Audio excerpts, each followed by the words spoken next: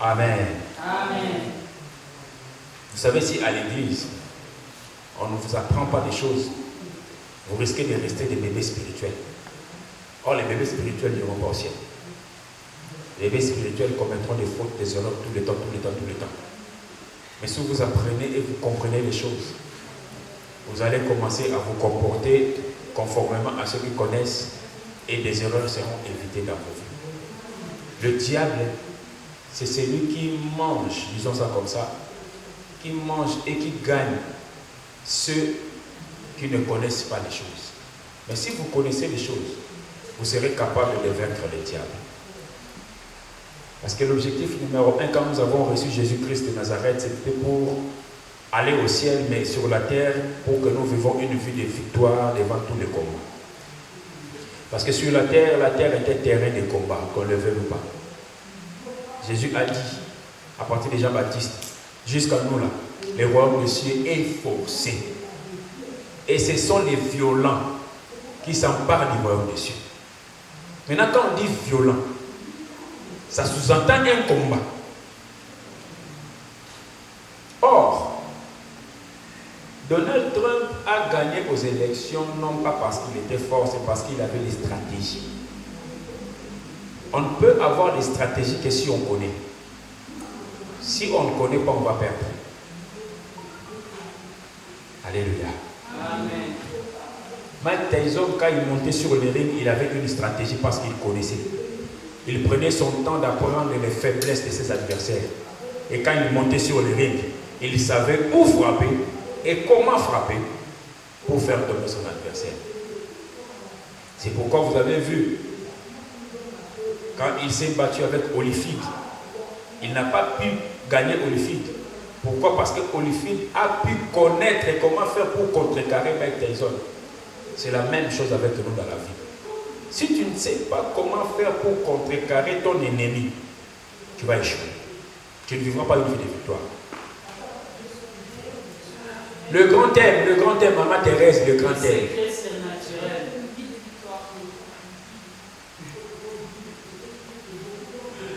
Les secrets surnaturels pour une vie de victoire.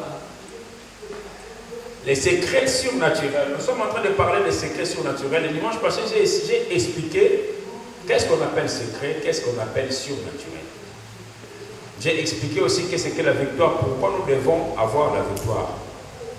Aujourd'hui, le dimanche passé, j'ai terminé par dire tu ne peux pas vaincre le diable si tu n'as pas reçu Jésus dans ta vie comme Seigneur et Sauveur. Premier secret que j'ai donné, c'était de recevoir Jésus dans sa vie comme Seigneur et Sauveur. Toute personne qui a reçu Jésus comme Seigneur et Sauveur, il a fait un pas sur le chemin de la victoire. Aujourd'hui, nous allons étudier le deuxième secret.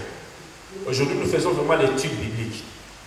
Le deuxième secret, après avoir reçu Jésus comme Seigneur et Sauveur, la deuxième démarche à faire, c'est la repentance. La repentance. Dis avec moi la repentance. Beaucoup donnent des définitions un peu erronées. Mais avant même d'aller à la repentance, avant d'aller à la définition, je vais revenir sur le pourquoi de l'enseignement de la repentance. Regarde Jean-Baptiste, Matthieu chapitre 3, verset 2. Papa, Matthieu chapitre 3, verset 2. Qu'est-ce que la Bible dit de Jean-Baptiste? Matthieu chapitre 3, verset 2. Matthieu chapitre 3, verset 2. Amen. Il disait, répondez-vous car le royaume des cieux est proche. Ok, le premier verset maintenant. En ce temps-là, parut Jean-Baptiste prêchant dans le désert de Judée. Ok. La Bible dit en ces temps-là paru. C'est-à-dire qu'avant il n'était pas là. Mais quand il est apparu Jean-Baptiste, qu'est-ce qu'il a commencé de prêcher? L'évangile, la prédication de Jean-Baptiste, c'était répentez-vous. Jean-Baptiste, c'est lui qui annonçait la venue du Christ. Il a prêché sur la repentance. Mais Jean-Baptiste ne s'est pas arrêté seulement à prêcher la repentance. Parce que s'il s'était arrêté à prêcher seulement la repentance, il n'aurait pas fait le travail qui lui a été assigné de présenter Jésus. C'est pourquoi après Jean-Baptiste a commencé à dire, quand il a vu Jésus, il a dit, voici l'agneau de Dieu qui ôte le péché du monde. C'est-à-dire qu'il faut dire, même si vous vous repentez, c'est cet agneau qui fera que vous soyez réellement repentis. Jésus lui-même maintenant, quand Jésus lui-même a commencé à prêcher la parole, Matthieu chapitre 4 verset 17, qu'est-ce que Jésus a commencé à prêcher? Matthieu chapitre 4 verset 17. Ok. Dès ce moment, Jésus commençait à prêcher. Attends papa. Lis ça bien. Dès ce moment, Jésus commença à prêcher. Quand on dit commencer, c'est-à-dire qu'avant il ne le faisait pas. Quand il a commencé à prêcher quoi? Et a dit, repentez-vous, car le royaume des cieux est proche. Est-ce que je suis contre Jésus quand je prêche la repentance à l'église? Mon Seigneur, c'est lui qui m'a envoyé, lui-même il a prêché la repentance. Jean-Baptiste qui l'a annoncé a prêché la repentance. Maintenant regarde une autre chose. Quand maintenant le Saint-Esprit est venu, non, même pas avant le Saint-Esprit, Jésus, quand il a envoyé ses disciples 2 années pour aller prêcher, Marc chapitre 6 et 12, qu'est-ce qu'ils ont fait? Marc chapitre 6, verset 12. nous lisons le 12e verset. Ils partirent et ils prêchèrent la repentance. Tu vois, Jésus a envoyé ses disciples à prêcher quoi? La repentance. Maintenant, quand Jésus est parti, le Saint-Esprit est descendu sur eux. Quand Pierre est sorti pour prêcher, qu'est-ce que Pierre a prêché dans Acte 2, 38? Qu'est-ce que Pierre a dit? Acte chapitre 2, verset 38, oui. Il le dit. Pierre lui dit, repentez-vous. Ok. Et que chacun de vous soit baptisé au nom de Jésus-Christ pour le pardon de vos péchés. Et vous recevrez les dons du Saint-Esprit. Donc, la prédication, merci. La prédication de la repentance est primordiale dans l'église de Jésus-Christ aujourd'hui. Parce que il ne faut pas que tu te fasses des illusions. Il ne faut pas que tu te fasses des illusions parce que je viens à l'église, c'est bon, ça suffit, ça ne suffit pas. Tu as besoin de te repentir. Tu as besoin. Jésus va t'aider. Le Saint-Esprit va t'aider. Mais tu as vraiment besoin de la repentance de l'église. Maintenant, nous allons voir ce que la repentance n'est pas. Parce que tu vas peut-être croire que la repentance, c'est quand tu commences à bouger, à trembler. Non. On dit la repentance, première chose, c'est qui n'est pas la repentance. La repentance n'est pas la crainte. La repentance n'est pas la crainte. Ce n'est pas quand tu commences à avoir peur, c'est là que la repentance vient. Non. Quand tu as la peur, c'est comme si quelqu'un qui est dans un bateau et le flot, l'eau vient et commence à taper les bateaux. Ceux qui sont dans les bateaux commencent à avoir peur, nous allons mourir. Et quand le vent part, les bateaux redeviennent normaux, ils ne font plus rien. Non, la repentance, c'est pas ça.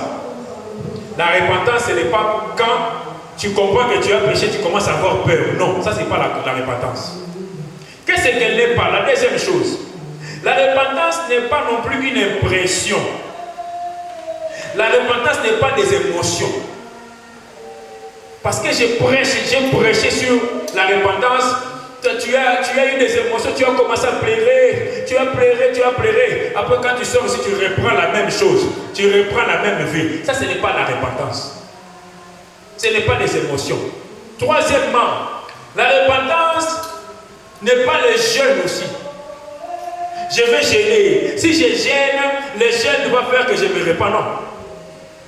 Ce n'est pas le jeûne de 3 jours, ce n'est pas le jeûne d'une semaine, ce n'est pas le jeûne de 21 jours qui va amener la repentance dans ta vie, non.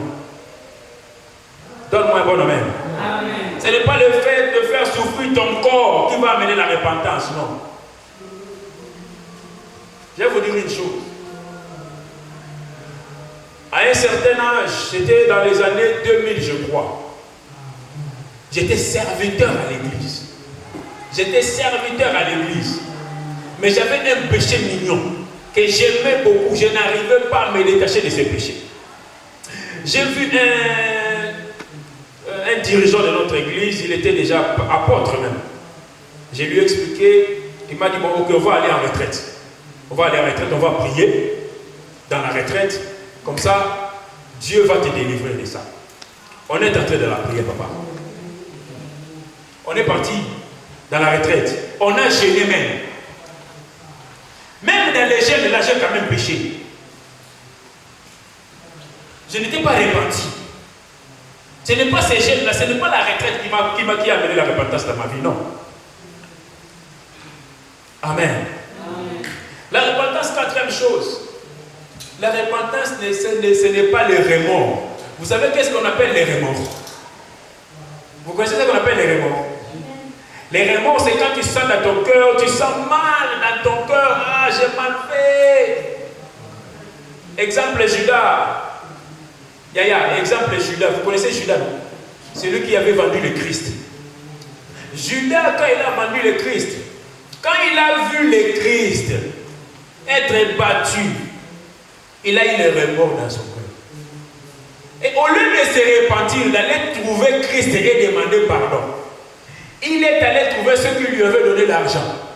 Et quand il a donné, les gens, ils ont refusé son argent. Qu'est-ce qu'il a fait? Il est allé se pendre. Donc le remords t'amènera à la mort. Le remords, ce n'est pas ça la repentance. Donne-moi un bon amen.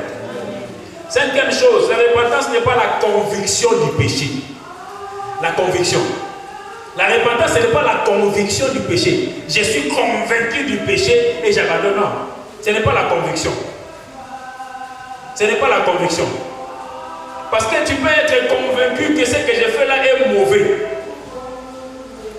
Mais aussi longtemps que tu n'as pas pris la décision, la repentance ne sera pas là. Est-ce que quelqu'un me suit? Amen. Sixième chose. Renoncer. Tu vois, la repentance, c'est un mot qui regroupe tout. Maintenant, quand tu abandonnes seulement un seul péché, si tu abandonnes seulement un seul, ce n'est pas ça la repentance. La repentance, c'est abandonner tout. Tu vas voir des gens, il a abandonné un seul péché, il dit, moi je suis repenti. Parce que j'ai arrêté de faire les somis. Et les vols, et les mensonges. Donne-moi un bon amen. Amen. Maintenant, vous allez me poser la question, mais pasteur, tout ça là, ce n'est pas la repentance. La repentance, c'est quoi? Nous allons voir la définition. Nous allons définir ces mots en trois formes. Première forme, c'est la forme étymologique. Quand je dis étymologique, vous comprenez quoi? Nous sommes dans une école. L'église ne doit pas être une église des bébés spirituels. L'église doit être une église des grandes personnes, des gens qui comprennent. Quand je dis étymologique, qu'est-ce que vous comprenez? C'est l'origine du mot. Que ça ne soit pas étrange. Tu vois, quelque part, on dit l'étymologie du verbe avoir, tu commences à trembler, ne tremble pas. Ça veut dire seulement l'origine du mot. Amen. Hein? Amen. Ça veut dire ce mot-là vient d'où? Parce qu'il faut que vous compreniez que la langue française, ce n'est pas une langue. Écoutez-moi s'il vous plaît. La langue française, c'est un dérivé des autres langues. La langue française, il y a beaucoup de mots en français qui viennent du. Si les mots qui sont bibliques viennent du grec ou de l'hébreu. Je me fais comprendre. Hein? Le français, c'est un dérivé, c'est une langue qui vient du latin. Le français, ce n'est pas une langue originale. C'est une langue qui dérive d'une autre langue. C'est pourquoi beaucoup de mots en français ont des significations, ont des étymologies, soit grecques, soit latin, soit italien. Même l'italien. L'italien, c'est une langue qui dérive du latin. Tu me fais comprendre, hein? L'église, vous devez être intelligent aussi. Bien-aimés dans le Seigneur, l'église, ce n'est pas seulement les spirituels. Même si je vous dis que le thème est comment les secrets surnaturels pour vivre une vie de victoire. Cela ne t'empêche pas d'être intelligent dans ta tête. Non. Alléluia. L'église, c'est l'endroit où je t'enseigne, je te prêche pour que tu deviennes intelligent dans la vie. Je t'enseigne, on t'enseigne pour que tu sois capable de bien gérer ta vie. On t'enseigne pour que tu sois capable d'être une bénédiction aussi pour les autres. On dit, si tu as raté l'éducation chez toi dans la maison, l'église est une entité qui est censée t'éduquer aussi. Alléluia. L'église, ce n'est pas seulement un endroit où on t'impose, le mec tu tombes, tu commences à trembler, non. Mais la plupart des gens qui tremblent, là, quand ils se lèvent, ils recommencent encore la même vie. Mais la Bible dit, vous connaîtrez la vérité, et la vérité vous affranchira. Amen. Amen. Le mot repentance vient du mot grec, c'est-à-dire que parmi nous, tels que nous sommes là, personne jamais n'a suivi l'enseignement sur la repentance. C'est bien. C'est Dieu qui nous a envoyé pour enseigner ça. Le mot grec qu'on met à la place, qui signifie la repentance, c'est le mot métanoïa. Métanoïa. Vous avez déjà entendu ce mot, non? Vous avez déjà entendu ça? Métanoïa. Métanoïa veut dire changement. Mais ça ne veut pas dire seulement changement tout court. Parce que dans métanoïa, vous avez deux mots en grec. Vous avez le méta et le noïa. Le méta veut dire changement et le noïa veut dire pensée. Donc métanoïa en français veut dire changement de pensée, changement de mentalité. C'est le changement qui s'opère dans la vie d'une personne. Ésaïe chapitre 55, versets 7 à 8. Papa Méchac, aide-nous. Ésaïe 55, 7 à 8, c'est une étude biblique. Aujourd'hui, nous faisons l'étude biblique. Ésaïe chapitre 55, versets 7 à 8. Toi, tu es mon lecteur de la Bible. Ésaïe 55, 7 à 8. À partir du 7e verset au nom de Jésus. Amen. Que le méchant abandonne sa voie, ok, et l'homme d'iniquité ses pensées, qu'il retourne à l'Éternel, qui aura pitié de lui, à notre Dieu, qui ne laisse pas de pardonner.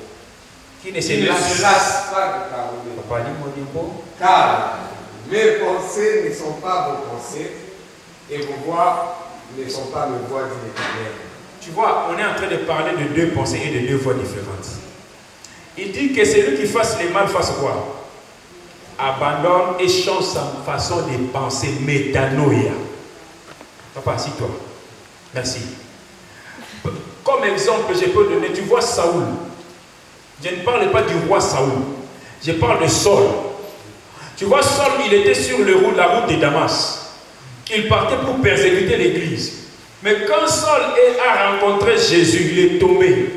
Les Sauls qui étaient sur le cheval et les Sauls qui étaient tombés par terre, c'était deux Sauls différents. D'ailleurs, celui qui était tombé, il était devenu Paul. Il n'était plus Saul.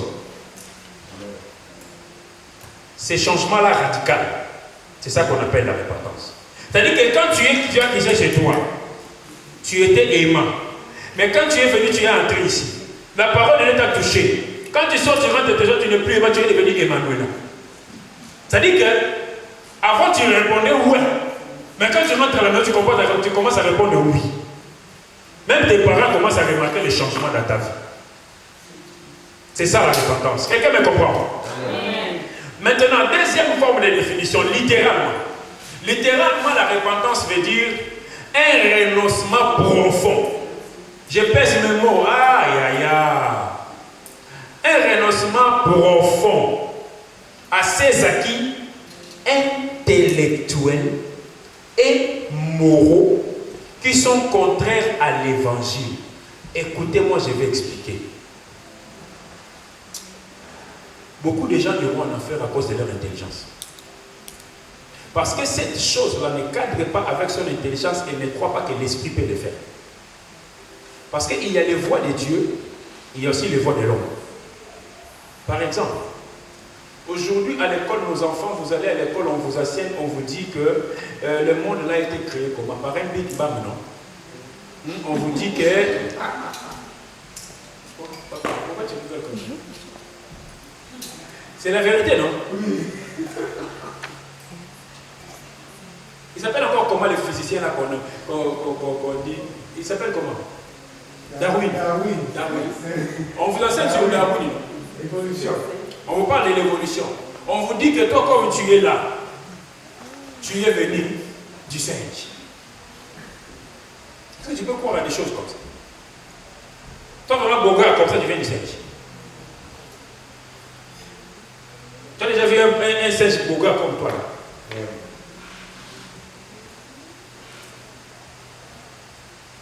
Amen.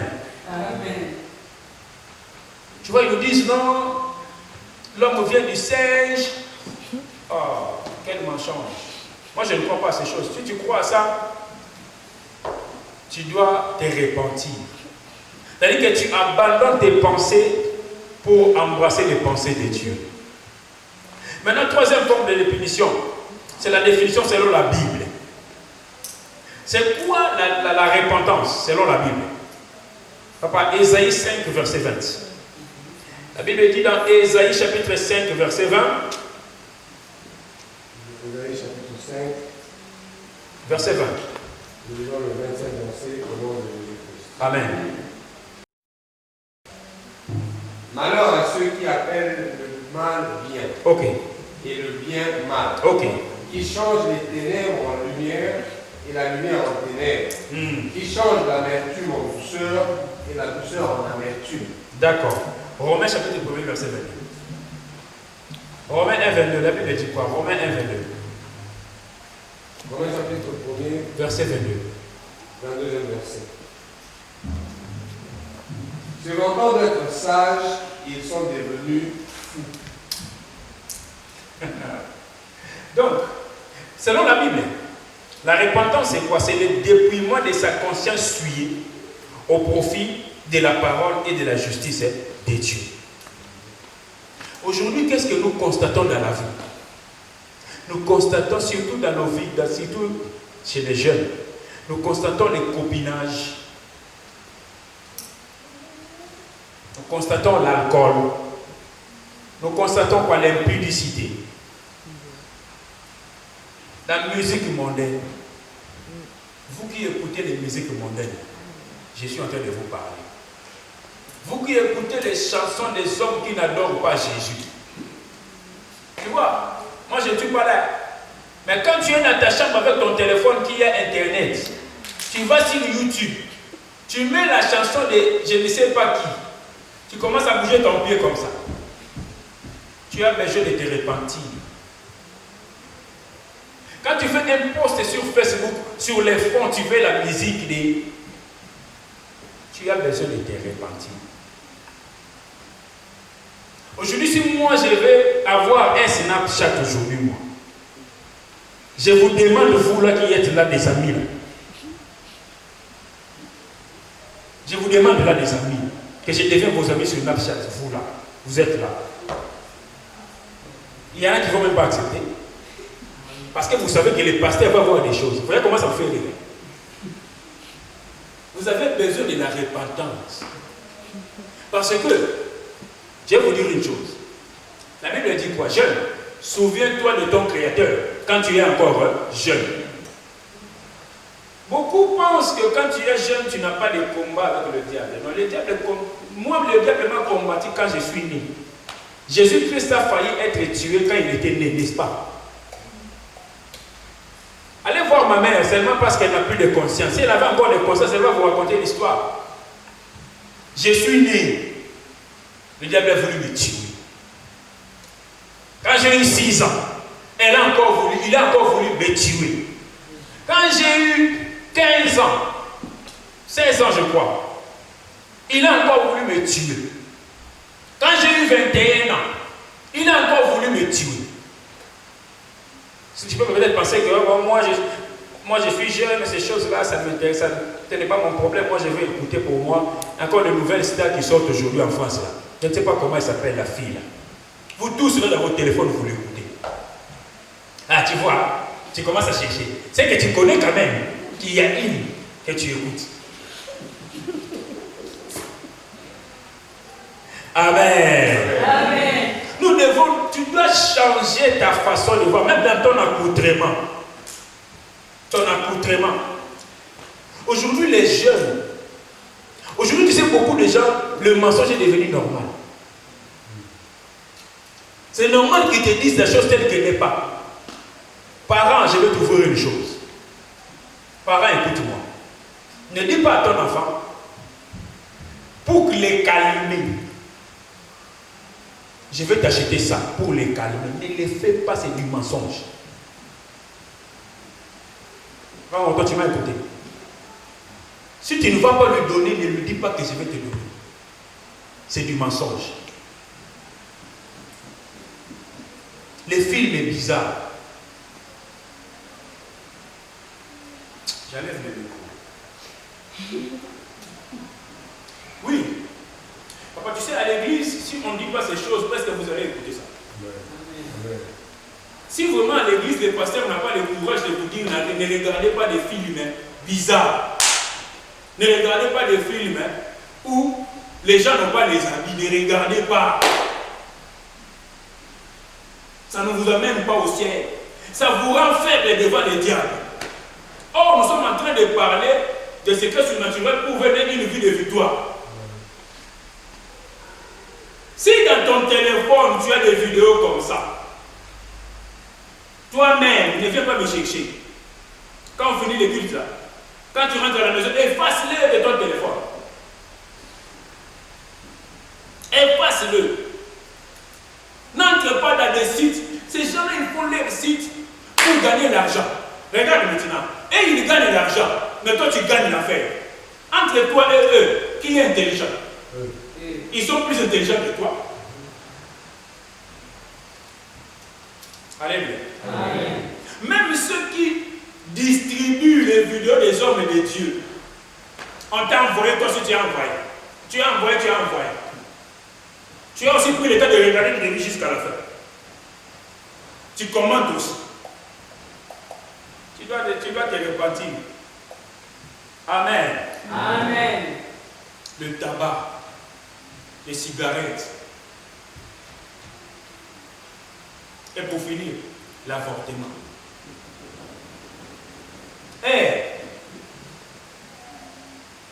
Tu vois, l'avortement pour les jeunes, ça commence à paraître normal. Il va faire cette bêtise là-bas. Parce que sa mère à la maison, c'est une lionne. Elle sait qu'elle ne peut pas rentrer avec ces choses-là. Sa mère ne le sera pas passée. Elle va se faire. Ou toi, jeune homme, tu vas faire des bêtises là-bas. Elle envoie la fille, va te dire, ça fait des mois, je ne vois rien. Tu veux coopérer. Tu as besoin de te repentir. Donne-moi un bon amen. Amen. Tu vas me dire quoi, ces choses-là, on ne les dit pas à l'église, on les dit à l'église. Amen. Si on ne les dit pas à l'église, on les dira où? Aujourd'hui, nos enfants sont dédiés pourquoi ils regardent la télé. Ils prennent l'éducation de la télé. À l'église, on ne leur dit pas les choses. Nous devons leur dire des choses. Faites attention. Vous devez vous repentir si vous voulez vaincre. Amen. Amen. La repentance, c'est quoi? C'est un changement d'esprit. C'est pourquoi j'ai dit, vous qui êtes venus aujourd'hui, vous êtes bénis. Amen. Parce que quand vous allez sortir ici, vous ne serez plus les mêmes personnes. La repentance là va entrer dans vos vies. La repentance, c'est le changement de vision. C'est le changement de vision. Nous devons changer notre vision, notre mentalité. Car la mentalité de Dieu est différente de la mentalité de la vie chrétienne. Tu ne peux pas te dire chrétien et mener une vie qui ne cadre pas avec la parole de Dieu. Ça ne marche pas comme ça. Soit on est chrétien, soit on ne l'est pas. Soit tu es chrétien, soit tu ne l'es pas. Tu ne peux pas, mon petit, dépenser ton énergie, ton ticket d'essai pour quitter chez toi et venir ici à l'église pour enfin que tu ailles en enfer. C'est toi qui vas perdre, ce n'est pas moi. Moi, je suis sérieux à 200%. D'ailleurs, c'est mon sérieux qui te tire. C'est parce que tu sais que le pasteur Patrick est sérieux, c'est pourquoi tu viens. Si tu savais que j'étais moins sérieux, tu n'allais même pas venir. Parce que tu ne peux pas donner tes oreilles à quelqu'un qui va t'amener la mort. N'est-ce pas? Amen. Sois chrétien à Skaya. On va continuer. Grand point B. Premier point B, j'avais dit, c'était la définition. Premier point, grand A, c'était la définition. Grand B, quand est-ce qu'il faut se repentir? Aujourd'hui, c'est l'école. Aujourd'hui, il n'y a pas de Amen, Amen. Non, pas de déclaration aujourd'hui. C'est l'école. Quand est-ce qu'il faut se repentir? Tu vois, papa, Ézéchiel 33, verset 11. Ézéchiel 33, verset 11. Quand est-ce qu'il faut se repentir?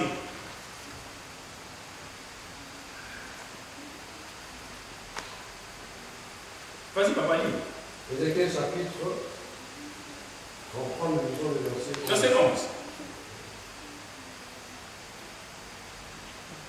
Dis-leur, je suis vivant, dit le Seigneur. L'Éternel, ce que je désire, ce n'est pas que le méchant meure. Ok. C'est qu'il change de conduite et qu'il vive. Revenez de votre mauvaise voie. Et pourquoi mourriez-vous, maison d'Israël? Regarde ces versets maintenant, avec les paraboles du fils prodigue. Tu vois, ça c'est la prière du Père, sans que l'enfant l'écoute. C'était la prière du Père. C'est pourquoi? Parce que le Père priait comme ça. Que quand il a vu l'enfant. Amen. Amen. Amen. Tu as compris? Amen. Amen. Donc Dieu désire ardemment que tu ne meurs pas. Écoute-moi. Dieu ne désire pas ta mort. C'est un Dieu plein d'amour. Il désire que tu vives. Mais qu'est-ce qu'il dit? Il dit détourne-toi de ta mauvaise voie pour que tu vives. Maintenant, quand tu regardes Hébreux 3.7, Hébreux 3.7, il dit aujourd'hui, si vous entendez sa voix, Hébreux 3, verset 7, si vous entendez sa voix, n'endurcissez pas vos.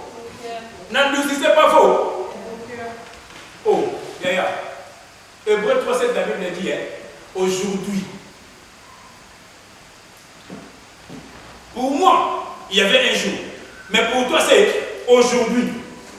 Si tu entends sa voix, parce que la voix de Dieu, ce n'est pas. Tu sais, je vais te raconter une histoire. Quand on grandissait, c'était dans les années 97. On avait un cousin. Il était comique. Et mon cousin là, il n'aimait pas Dieu. Et pourtant, il était né d'une famille de sorciers. Un jour, on voulait partir à l'église. Moi et mon frère l'apôtre Jack. On lui a dit, allons prier. Il a dit non, moi je n'irai jamais à l'église. Allons prier, on l'a supplié, je ne sais pas pourquoi on a supplié ces jours-là. On l'a supplié, allons à l'église. Il m'a dit, moi j'irai à l'église les jours où le ciel va s'ouvrir. Et une voix va s'entendre les hauts pour me dire, mon fils, va à l'église. Yaya, quand il a dit ça, on a dit ok, on laisse ton part. Au lieu d'aller à l'église, il est rentré chez eux. Demain matin, on vient nous dire qu'il est mort. On a pleuré. Or, c'était le jour où Dieu l'a payé. On est venu dire qu'il est décédé. Donc, n'attends pas qu'une voix s'ouvre dans les ciels pour te dire mon fils, ma fille, c'est ton jour aujourd'hui. Non. C'est que moi je suis en train de te dire aujourd'hui là. C'est la voix de Dieu que tu es en train d'attendre. Amen. Alléluia.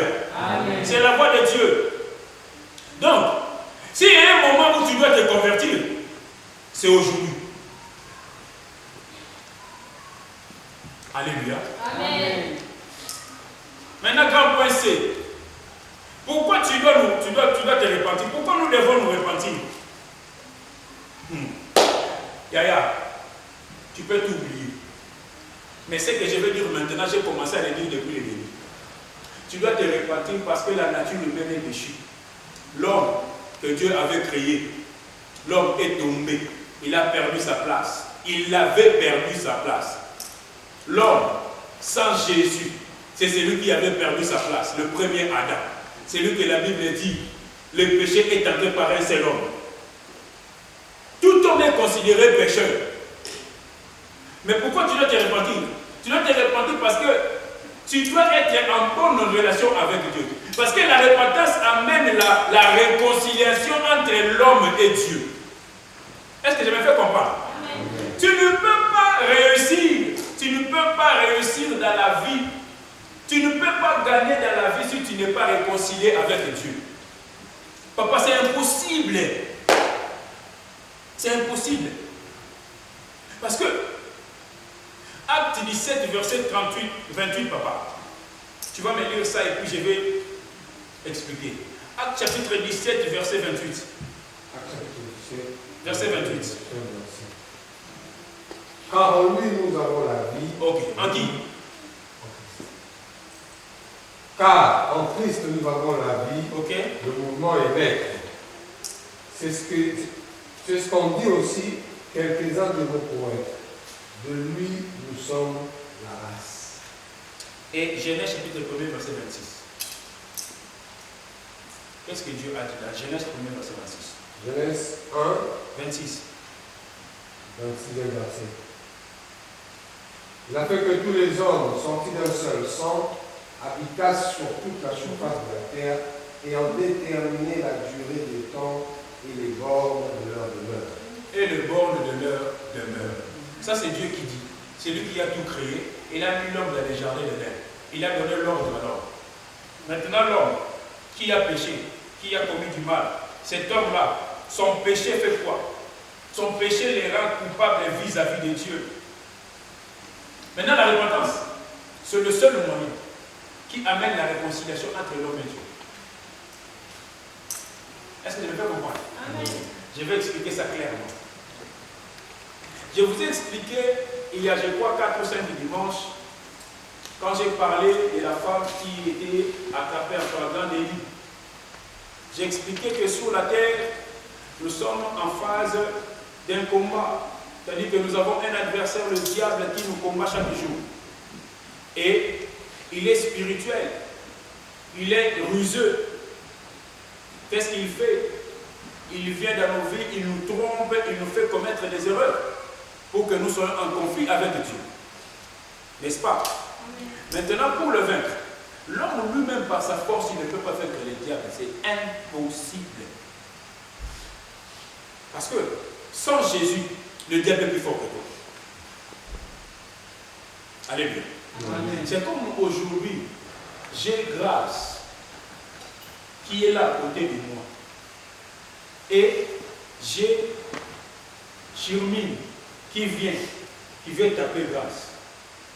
Si moi j'interviens, je prends Grâce, je le mets derrière moi, est-ce que Chirmine pourra taper Grâce? Non.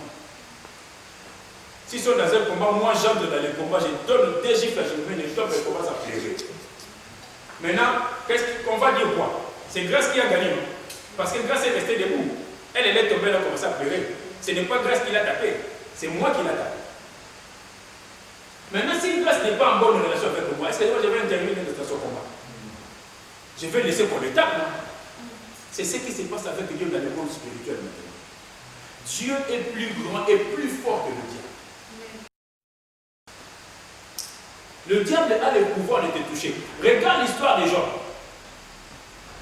Tu vois dans le livre des gens, quand Dieu était assemblé avec ses enfants, n'est-ce pas que le diable est venu? Papa, cherche-moi ça. Jean chapitre 1er. Nous allons lire ça et vous allez comprendre. Là, je suis en train de parler de la réconciliation. Parce que dans la repentance amène la réconciliation avec Dieu. Celui qui n'est pas repenti, il est en conflit. Il est en guerre avec Dieu. C'est mauvais pour toi d'être en guerre avec Dieu. C'est très mauvais d'être en guerre. C'est très mauvais d'être en conflit avec Dieu. Frère, si tu es ici, je t'en conjure. Même toi qui me suis, je te donne un conseil. Sois en conflit avec moi, un homme. Ce n'est pas moi qui te donne le souffle de vie. Mais ne sois pas en conflit avec Dieu. Papa, dis-moi Jean. Nous allons partir du 6e verset. Ok, merci. Jean chapitre 1er. Or, le Fils de Dieu vint un jour se présenter devant l'Éternel. Ok. Et Satan vint aussi au milieu d'eux. Qu'est-ce qu'il dit? Verset Dieu dit. L'Éternel dit à Satan. Ok. D'où viens-tu? Et Satan répondit à l'Éternel de parcourir la terre et de m'y promener. L'Éternel dit à Satan, as-tu remarqué mon serviteur Job? Il n'y a personne comme lui sur la terre. Ok. C'est un homme intègre et droit, Et droit. craignant Dieu et se détournant du mal. Mm. Et Satan répondit à l'Éternel, est-ce d'une manière désintéressée que Job craint Dieu? Ne l'as-tu pas protégé, lui, sa maison et tout ce qui est à lui? Ne l'as-tu pas fait quoi? Ne l'as-tu pas protégé? Il dit, tu as remarqué mon serviteur Job. Frère, nulle part dans la Bible on a vu là où on a consacré Job. Mais Job est considéré comme serviteur de l'Éternel. Parce que Job marchait comment? Droit et dans l'intégrité. Donc Job était en bonne relation avec Dieu. Papa, c'est pas fini. C'est pourquoi Dieu le protégeait, parce qu'il était en bonne relation. Est-ce que toi tu es en bonne relation avec Dieu? Est-ce que vraiment, regarde même à la maison, l'enfant qui est en bonne relation avec le papa, est-ce que papa lui refuse des choses? Non. Mais celui qui est tout le temps en conflit avec le papa, est-ce qu'il reçoit toutes les choses? C'est la même chose avec Dieu. Quand on est en bonne relation avec Dieu, demande-moi tout ce que tu veux, je te donnerai. Si le diable vient, il s'élève pour essayer de te toucher. Le Dieu lui-même qui te projette, il est là pour te protéger. Pourquoi? Parce que tu es en bonne relation. Soignez les relations, Yaya. Sois en conflit avec moi, mais ne sois pas en conflit avec Dieu. La Bible dit, si tu es en conflit avec Dieu, qui va intervenir pour toi? Si tu as des conflits avec les hommes, Dieu va intervenir.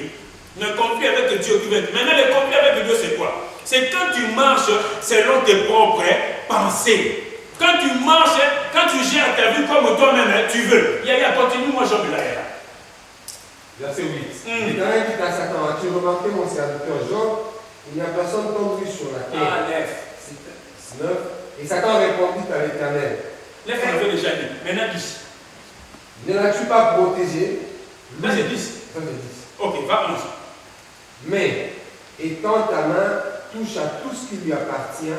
Mais, étends ta main, touche à tout ce qui lui appartient. Et je suis sûr qu'il te maudit en face. Alléluia. Le verset qui suit, il dit quoi? L'Éternel dit à Satan, il lui donne l'ordre. Voici tout ce qui lui appartient. Je te le livre, seulement ne porte pas la main sur lui. Ok. Et Satan se retirera du devant de la face de l'Éternel. Tu vois l'histoire que tu entends là? C'est ce qui se passe chaque jour. Maintenant, quand toi tu es en conflit avec Dieu, quand le diable va voir Dieu pour dire, regarde cet enfant-là, il commet des bêtises, je vais le frapper. Est-ce que Dieu va te protéger? Il ne te protège pas. C'est pourquoi vous voyez beaucoup de gens ont des problèmes dans la vie. Parce qu'ils sont en conflit avec Dieu. Alléluia. Amen. Dieu protège qui? La Bible dit l'ange de l'Éternel, dans Psaume 121. L'ange de l'Éternel campe autour de ceux qui craignent l'Éternel. Dieu dit à Satan, va toucher tout ce qu'il a. Mais lui-même ne le touche pas. Est-ce que le diable a touché Job?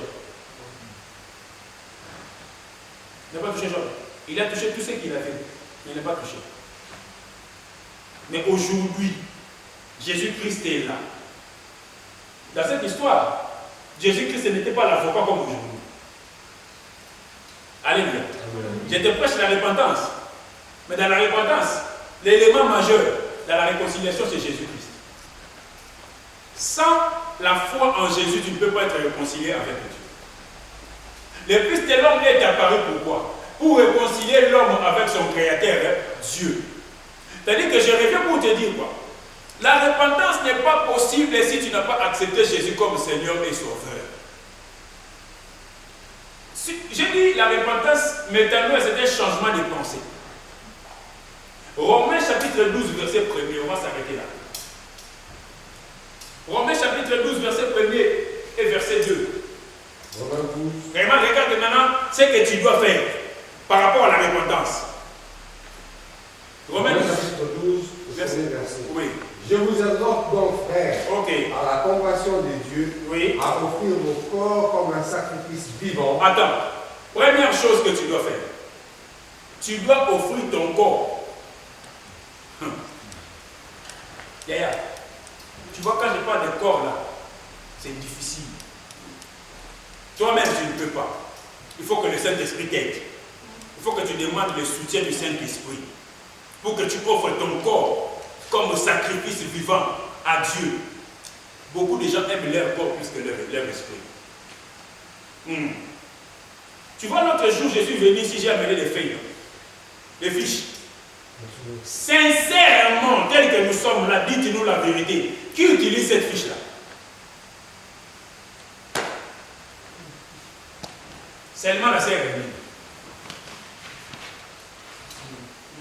Maman Thérèse utilise sa fiche. Oui, c'est ça, Maman Thérèse. Tu vois, à part Maman Thérèse et sœur Rémi, tout le monde, vous n'utilisez pas la fiche. Oh, dans la fiche, il est écrit quoi? C'est la fiche de Personnel. de Les consciences. Les spirituelles. Les disciples. D'accord. Tu vois, cette fiche-là a pour objectif de t'enlever à l'esclavage de la chair pour que tu deviennes un homme spirituel.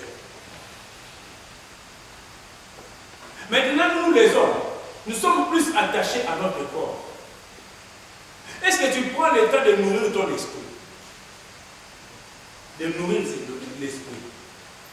Mais nous sommes des champions à nourrir la chair. N'est-ce pas? Chaque jour, tu fais manger ta chair 3 fois. Tu donnes la nourriture 3 fois. Même à 2h du matin, tu vas chercher la nourriture pour le corps. Pendant que toi, tu viens à 2h du matin chercher la nourriture pour le corps, moi, à 2h du matin, je cherche la nourriture pour l'esprit. Frère, je t'informe, si tu n'es pas au courant. Tu vois la chair que tu fais des fiers, tu lui mets des produits, tu lui achètes des beaux habits, tu lui coupes bien les cheveux, tu fais bien, tu lui fais même des fiers. Tu prends le téléphone, tu fais comme ça. Ton esprit a besoin d'être nourri. Je parle de la repentance. J'ai dit la repentance, c'est abandonner la voie, la vie que tu vivais hier, pour commencer une nouvelle vie aujourd'hui. Nous allons prier. Est-ce que vous m'avez compris? Est-ce que vous m'avez compris? Celui qui n'est pas repenti, il ne faut pas s'attendre à gagner les Satan. Il ne faut pas s'attendre à vivre une vie de victoire. Si tu n'es pas repenti, n'attends pas à vivre une vie de victoire. Il faut que tu te repentes. Dieu ne travaille pas avec les gens qui ne sont pas repentis. Dieu travaille avec ceux qui sont repentis. Dieu travaille avec ceux qui n'ont arrêté de pécher. Dieu travaille avec ceux qui ne vivent pas dans le péché. Dieu travaille avec ceux qui le considèrent. Dieu combat pour ceux qui sont en accord avec lui. Dieu défend ceux qui sont réconciliés avec lui. Aujourd'hui, je te prêche l'évangile de la réconciliation. Ce n'est pas impossible. Tu peux être réconcilié avec Dieu. Tu peux être réconcilié avec Dieu. C'est encore possible. Aussi longtemps que tu es vivant, c'est encore possible. Tu peux te réconcilier avec Dieu. Je dirais même plus. Tu dois te réconcilier avec Dieu. Ce n'est pas un hasard que tu es venu aujourd'hui que je te prêche cet évangile. Ce n'est pas un hasard que je te prêche que tu dois te réconcilier avec Dieu.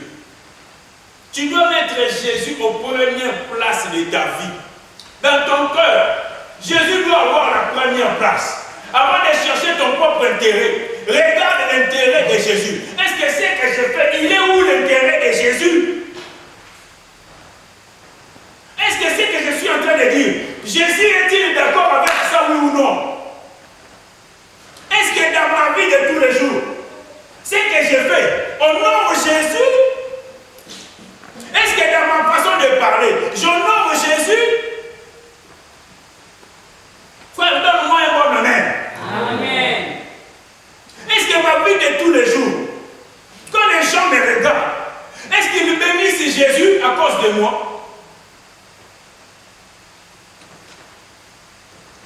Est-ce que je peux me mettre debout et parler à une autre personne de Jésus? Est-ce que ma vie est exemplaire? Et il répond-toi.